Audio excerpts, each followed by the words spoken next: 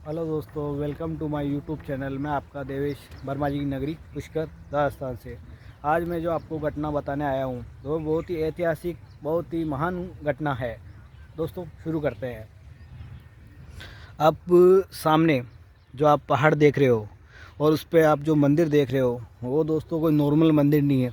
उसके पीछे बहुत ही महान घटना है, वो आपको मैं बताता हूँ। पहली चीज़ तो ये पहाड़, ये चढ़ना कोई आम बात नहीं है। ये बहुत ही खड़ा पहाड़, बहुत ही ऊंचा पहाड़ है। और इस पे जो मंदिर है वो हमारे दोस्तों सावित्री माता का मंदिर है। और वो ये इसका निर्माण कैसे हुआ वो आपको मैं बताता हूँ। चलो दोस्तों, आपको बताते हैं मंदिर के पीछे की कहानी कि कैसे इस मंदिर का निर्माण हुआ था। पुरानी कथाओं में कहते हैं जब सृष्टि का निर्माण करना था तो इसकी जिम्मेदारी जगत पिता ब्रह्मा जी को दी गई थी। उनको कहा भाई आपको सृष्टि का निर्माण करना है। तो आपको पता है कोई भी शुभ काम करने से पहले हवन किया जाता है। और हवन करने के लिए एक अच्छी जगह का, शुद्ध जगह का चयन किया जाता है। तो उसके लिए दोस्तों ब्रह्मा जी ने क्या करा, उनका जो पुष्प होता है, कमल का पुष्प होता है, वो उन्होंने पृथ्वी पर फेंका।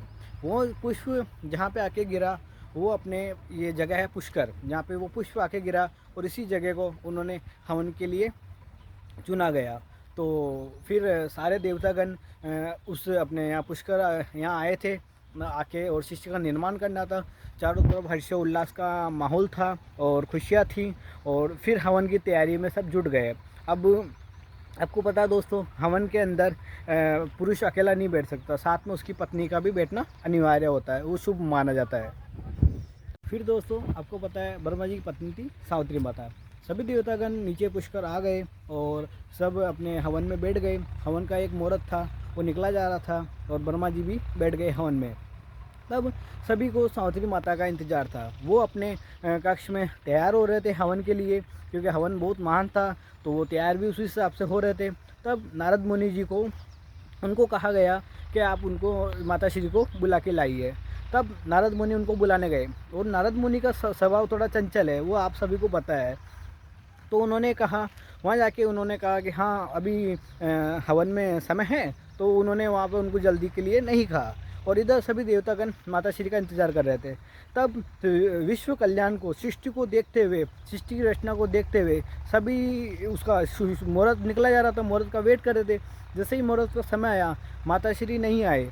तब ब्रह्मा जी ने मजबूरन होकर, जो पास में एक गौ माता थी, उनके मुख से एक स्त्री का निर्माण किया। और उनका नाम था श्री गायत्री माता। उनके बारे में भी आपको कभी बताएंगे। और गायत्री माता का उनका निर्माण करके उनको हवन में अपने साथ बैठाया गया और हवन शुरू हुआ। क्यों दोस्तों, बहुत महान हवन था।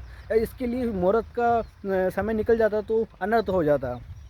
तो हवन दोस्तों शुरू हो रहा था, तभी अचानक सावित्री माता आ गए और उन्होंने अपनी जगह किसी दूसरी स्त्री को देखा। तब आपको पता है दोस्तों क्या होता है। तो उनको बहुत ही गुस्सा आया, वो इतने क्रोधित हुए दोस्तों। हवन छोड़ के दोस्तों वो कहीं दूर स्थान पर जाके, और एक बड़ा पहाड़ था उस पर जाके नाराज होकर बैठ गए। और वहीं पे आज उनका ये मंदिर है जो मैंने आपको शुरू में बताया था।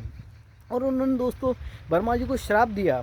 उन्होंने, ब्रह्मा इतने क्रोधित हो गए, उन्होंने ब्रह्मा जी को श्राप दिया कि पुष्कर के अलावा आपकी कहीं पे पूजा नहीं हो सकती, आपका कहीं पे मंदिर निर्माण नहीं हो सकता।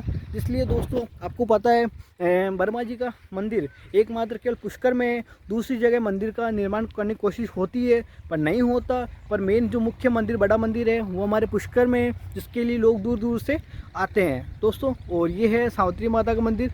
इसके पीछे ये थी घटना दोस्तों। और हमारा पुष्कर भी उसी घटना से निर्माण हुआ था दोस्तों। तो ऐसी और भी घटनाएं की जानकारी के लिए आप मेरे चैनल को फॉलो कीजिए। आपको नई नई पुष्कर के बारे में जानकारी मिलती रहेगी। और वीडियो को शेयर कीजिए। धन्यवाद दोस्तों। जय पुष्कर राज की।